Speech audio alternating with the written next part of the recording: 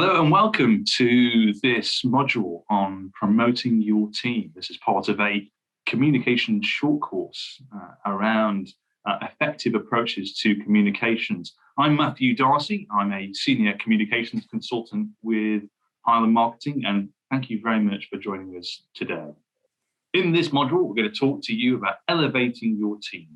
We're going to explore how you can go about achieving this, and indeed thinking about what you want to achieve. We're going to go through some of the channels that you can use, and we're going to have a think about internal and external communications opportunities. We're going to talk to you about how you can encourage members of your team to play a role in that, and to help you think about some of the key relationships that you might need to form to do all of this effectively. But we're not going to talk you through a set of slides for this particular module or this particular focus. We're going to bring you some real life examples of how this can work. And the way we're going to do that is we're going to bring you an interview with a former NHS communications manager, John Salmon. John is a member of the Highland Marketing team now, an account director, and also has experience working in the media as a journalist. So John, welcome to the course. Thank you for joining us. Why don't you tell us a bit more about yourself? Thank you, Matthew, and thank you very much for the invite to partake of the module.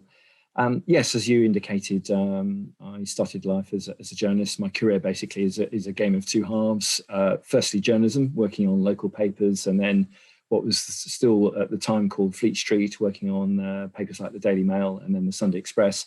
But within my journalistic career, I also spent some time in the health, tech and primary care trade sector, working on the news desk of Pulse, the newspaper for family doctors, for a while. And then I moved into corporate communications, BT, and the company that produced Yellow Pages for a while. And then I moved into the NHS, actually, in the communications role, as you mentioned, and worked for about 4 years in a North London NHS mental health trust. And then about 2 years ago, joined Highland Marketing as account director, working across a number of different accounts with a number of different companies and organisations, working directly with the NHS and others that were working directly in the technology space. So John, thank you for that. Why don't you tell us a little bit about what it's like to work within an NHS communications team? Yes, NHS communications teams variously sized, depending on the size of the trust. In my experience, the trust that I worked at had a team that was 3 people and 4 people. And basically, it is the unit within the trust that promotes and protects the reputation of the trust and is the filter and engine, if you like, of communications, both internally and externally. And certainly for the trust I worked at, and I think this is probably accurate for all NHS trusts in England, probably 2/3 of the activity was related to internal communications and probably 1/3 external. And there are 2 streams across those internal and external functions. One was sort of what I would loosely refer to as business as usual. So for internal communications, for instance, every trust I would have thought will have an intranet, which will be absolutely a vital piece of vital platform for communicating across the trust.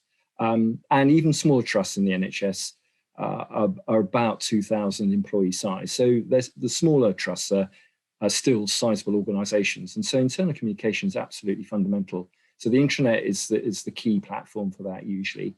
Then you'll have probably a weekly e-newsletter, which is the sort of go-to point. It's basically like a newspaper, weekly newspaper, digital version, which employees will look at and feed into for their weekly updates on news about what's happening across the trust. The intranet also will be probably where all the operational documents and policy documents and how-tos are stored. There will be a number of other supporting tools as well. There will be operational updates that will be posted on the intranet on a regular basis. And of course, email will be a fundamental way by which the trust communicates for sort of breaking activity or ad hoc announcements. On the external side, the communications team will be liaising with both proactively and reactively with the media, incoming calls about issues that are ongoing at the trust or good news that the trust wants to push out. The communication team also will be supporting the executive team, particularly for any public affairs activity that require external liaison with key bodies like the clinical commissioning groups, the local councils, the Health Watch groups, for instance, and any other groups such as service user or patient groups.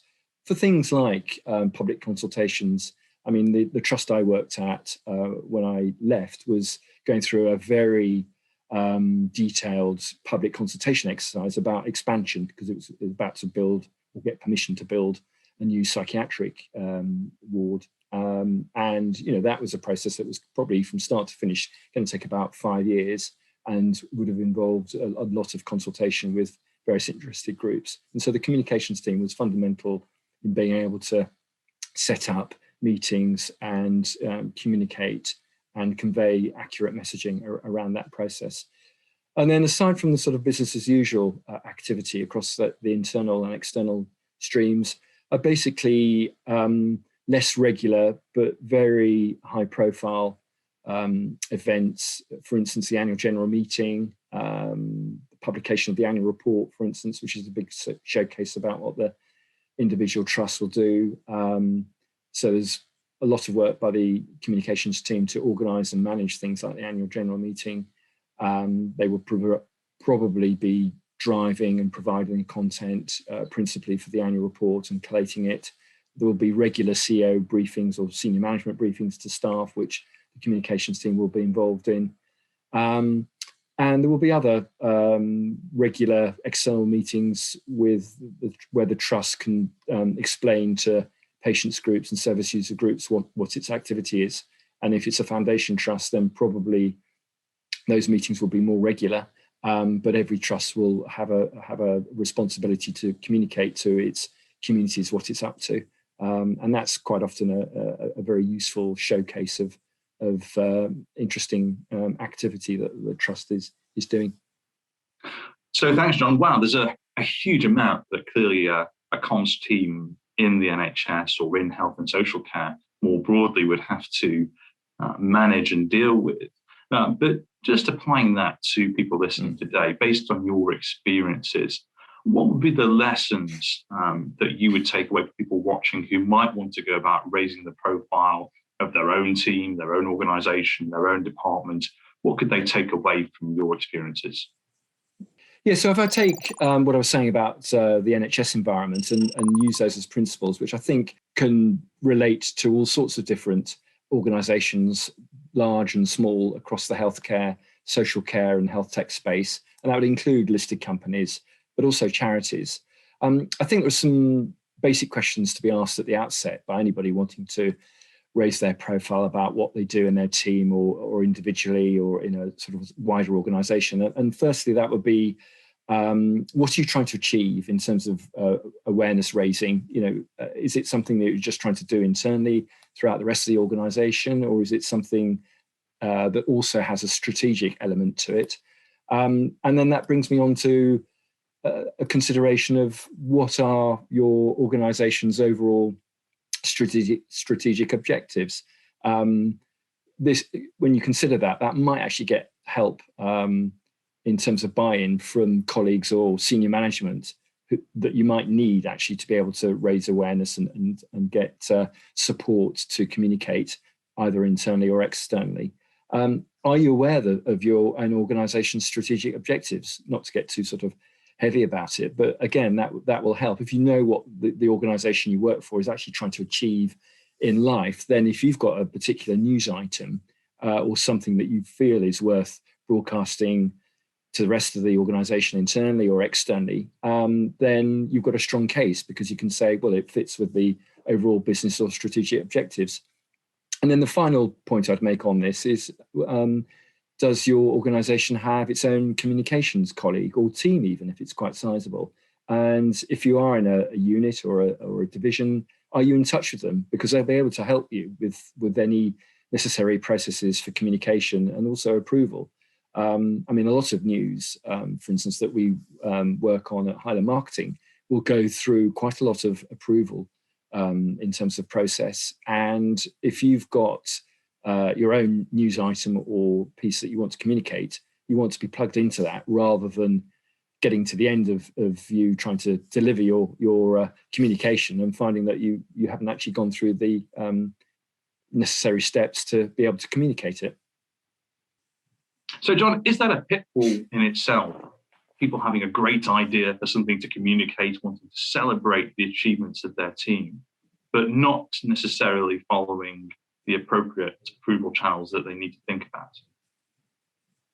Yeah, so it's a very good point. Yes, there's no point in thinking that you've got a great piece, communications story to get out there, go through a lot of work to get it in the shape that you think it should be, and then find that actually you haven't gone through your organization's usual necessary approval channels, and then finding you've almost got to start all over again. Or finding that actually, if you are liaising at the end of the process with the communications team or the process that needs to give approval, that they don't agree.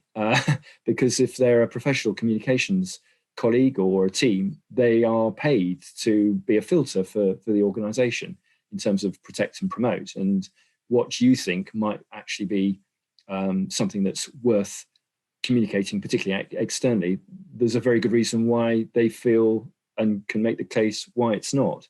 And in my experience, communications team, the one thing they absolutely loathe is finding it late in the day that they are being expected to approve something in very short turnaround in which they haven't been involved at all, and then end up having to pull the floorboards up metaphorically and asking all the key questions that possibly should have been covered right at the outset of the process. So thanks, John. That's a really important point that people might need to be aware of. Perhaps it might seem obvious to some, but it's something they certainly don't want to overlook. But thinking about the positive side of this, you've given some really good insight into some of the things that an organisation might be involved in when it comes to communications. But perhaps it'd be great if you could go into a bit more detail about the potential opportunities that are open to some of those watching. Yes.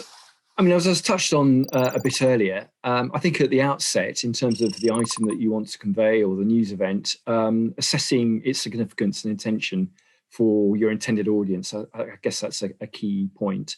And also what you also need to bear in mind is the organisation's or your organisation's available channels for communicating. So to provide a bit more detail about that, for instance, I mean, is it a high profile piece of research that you've been working on within your unit or division, for instance, or an external award, monetary award that's come from a medical or a health body, for instance, that you want to celebrate and communicate, but obviously internally, but there would be some external interest there, and perhaps the body that's conveying the money is going to make an external announcement as well. Or conversely, is it purely an internal event, such as something a bit lower key, like a fundraising cake sale? And there's nothing wrong with fundraising cake sales. They're important events and a good way of engaging colleagues, obviously. But those sort of assessments and questions will help determine the likely interest and strength of the news item or the event, and whether it's something that is purely for internal communication or potentially wider and external as well. And then I think, as I was saying, you need to assess what opportunities or channels there are within your organisation for conveying the news. I touched earlier on the intranet, for instance, being the absolutely fundamental communications platform within the NHS trusts, but also other organisations, I'm sure, and they'll have daily and weekly updates. And that's possibly absolutely, there's a good slot for helping publicise, for instance, something like a cake sale. fundraising event, as well as the key operational and clinical updates that a trust or similar organisations needs to communicate around the organisation. There may be regular spotlight features on the intranet, for instance, that also shine a light on other departments, where every week they will look at a different department and just try and explain to the rest of the organisation or the trust, what that particular department does. And that's always a good a channel to try and get hooked into.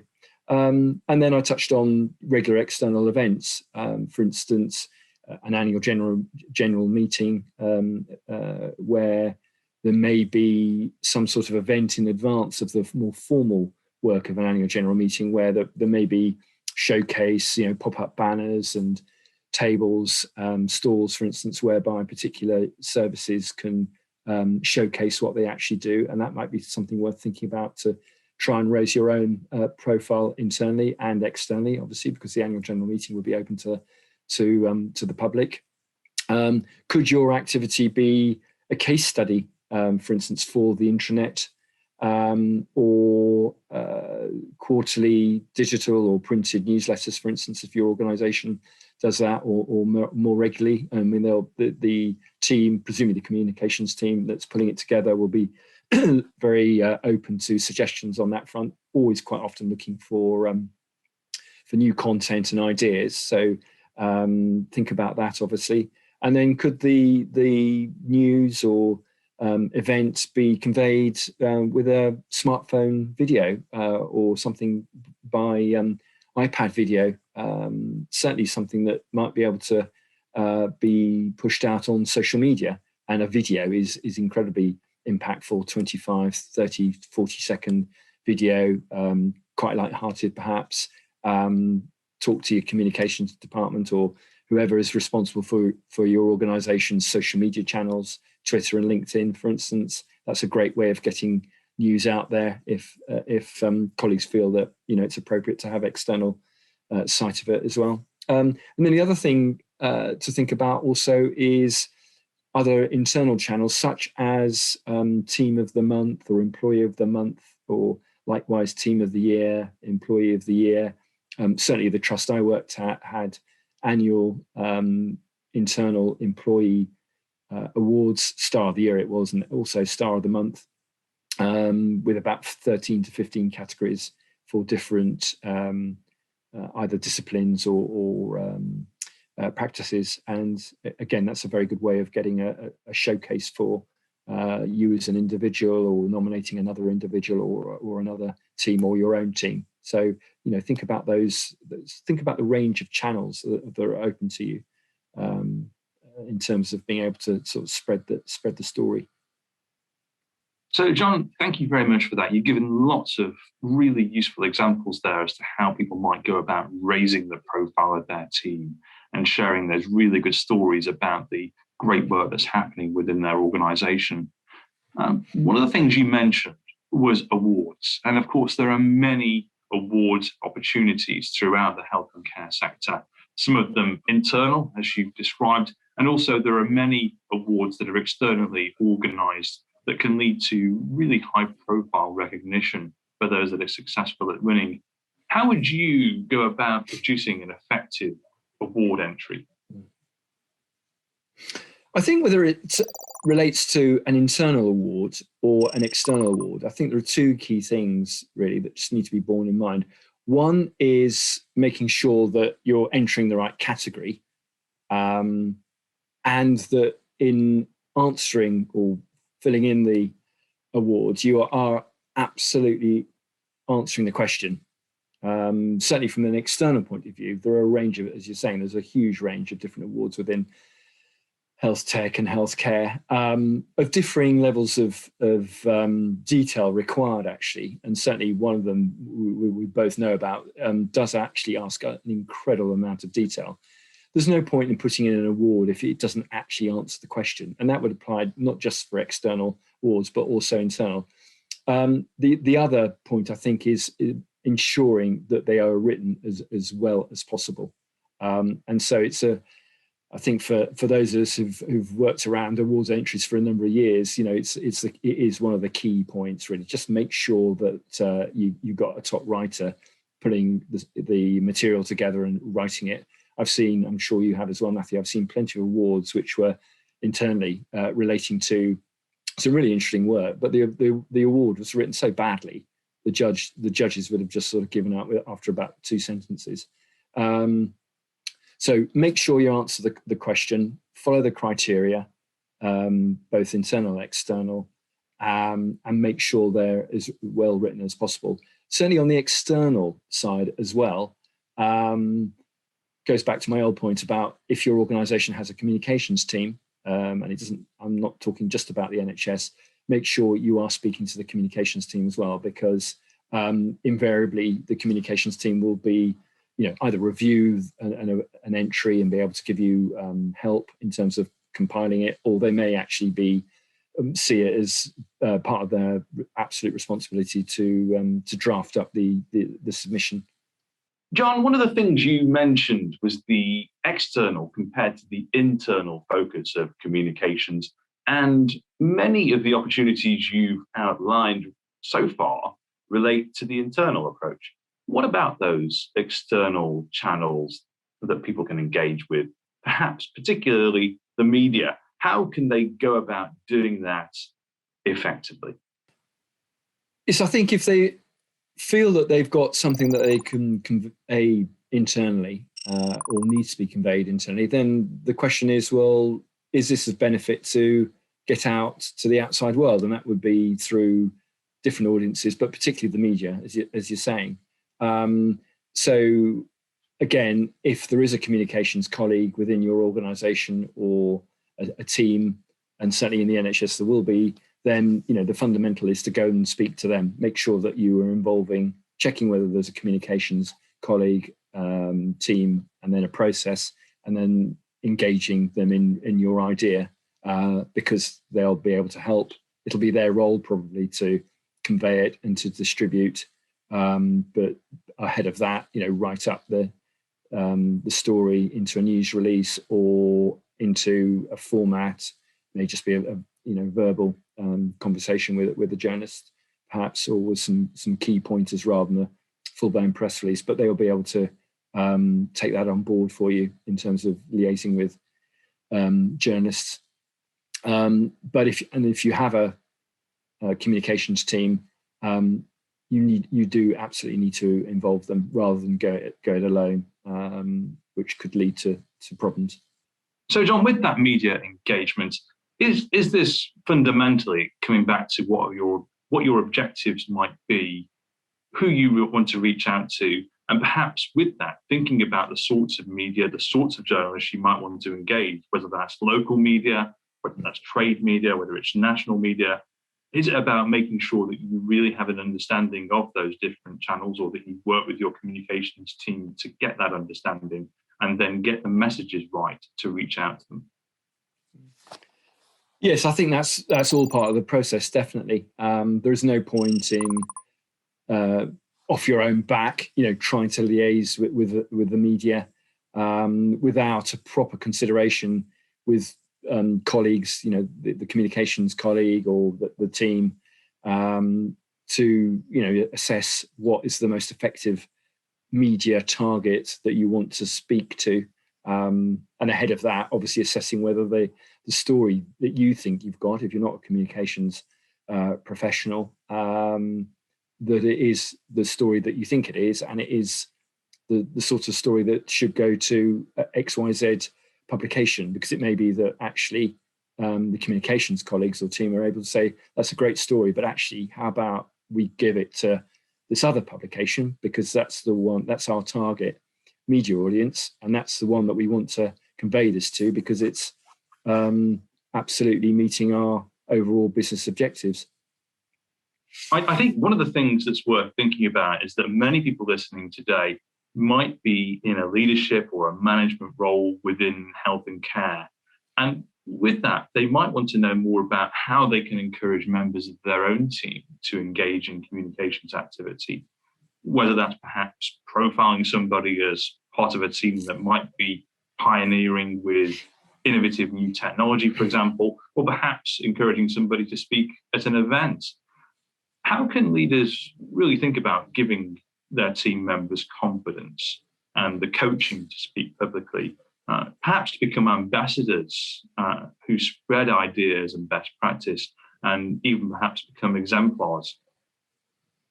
Yes, I mean, I think that's a very interesting question. I suppose at the outset, I mean, you wouldn't want to, I don't think any manager would want to force people or a colleague into a position in terms of representing their research or the unit or the work of the department or their own particular research if they don't feel comfortable with it. But from a managerial point of view, I guess it's worth bearing in mind that if there is some great work being done by an individual or the team or the unit or the service or the business, then it's a great way of boosting morale and also getting greater engagement as well if those individuals or the team are able to be actively involved or encouraged actually to shout about the good stuff really, to have the opportunity to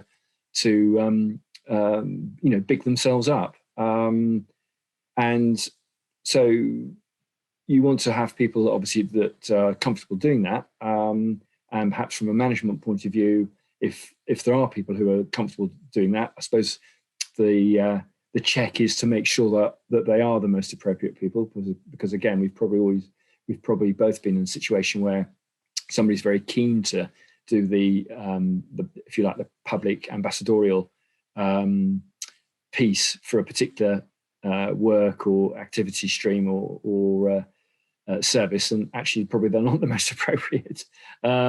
So that's two things really. One, we can't force people, but obviously if there are people who want to do it, then making sure that they get all the support that they can to do that. Maybe perhaps some media training or some public speaking training, presentational skill training, etc.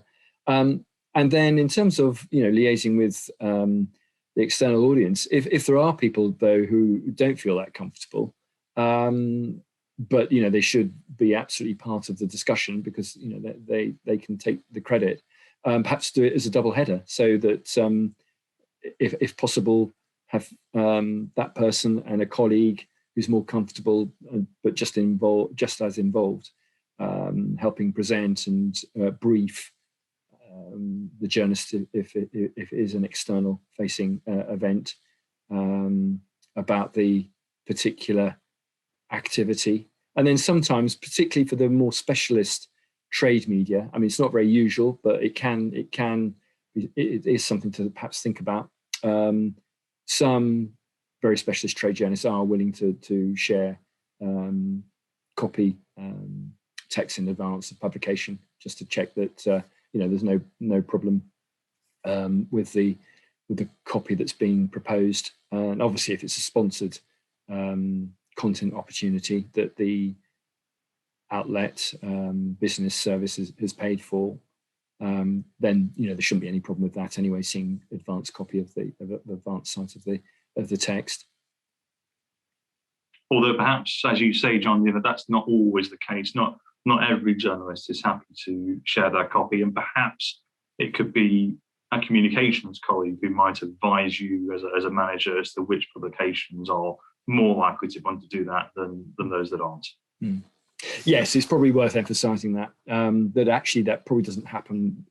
Certainly not with any national media or other fairly mainstream regional media, for instance. You wouldn't expect them to share their copy in advance, and in fact, it's not worth even considering asking.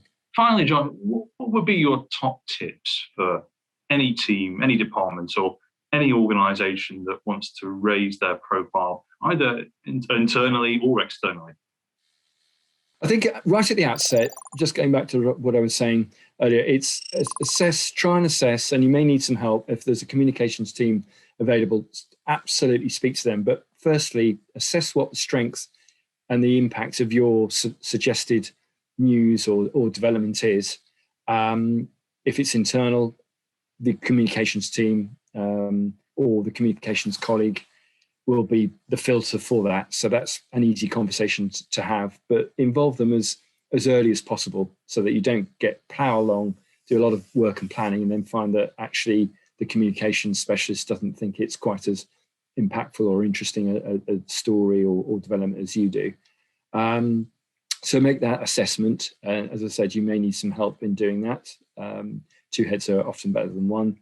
One of the questions around that is, does the developments you're thinking about in trying to convey as news support the business objectives, or is it more of a sort of business as usual or purely the internal story? And also, are you aware of what your organization's particular business objectives are? So you know where what you're suggesting fits into the overall story of the business. Are you aware of the communications guidelines and processes that your organization has relating to approvals, for instance?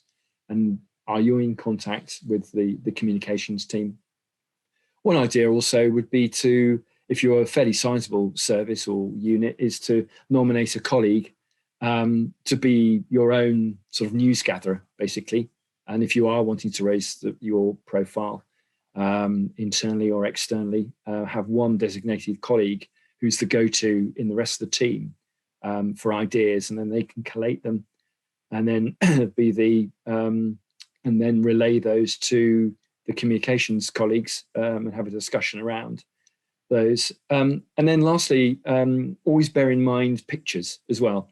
For instance, if you've got a piece which could go onto social media, great to have a picture to go with it, or a graphic, or some sort of small footage. Certainly when I was at the Trust, for instance, there was a Trust choir, and on social media, whenever they had a public performance, which is pretty regularly actually, it was a choir of service users, so people who were receiving treatment for a mental health condition, and it was a really effective choir. But we were always taking pictures of them or video footage of some of their performances, only 10 to 15 seconds snapshots, but it was really effective for getting out onto social media. So always think pictures, footage if possible via a smartphone or iPad, as it provides additional flexibility, not just for social media, but for things like regular newsletter or posting on the intranet if your organization has one. Thank you, John. That's given people watching some really useful advice and insight on how they can go about raising the profile of their team. Coming up in the course, we're going to go into more detail about how you can raise your profile as an individual leader. We're going to give you some techniques on how to do this, and we're also going to bring you an interview with an NHS professional that has raised their profile successfully over many years. Thank you for watching, and we look forward to seeing you on the next module.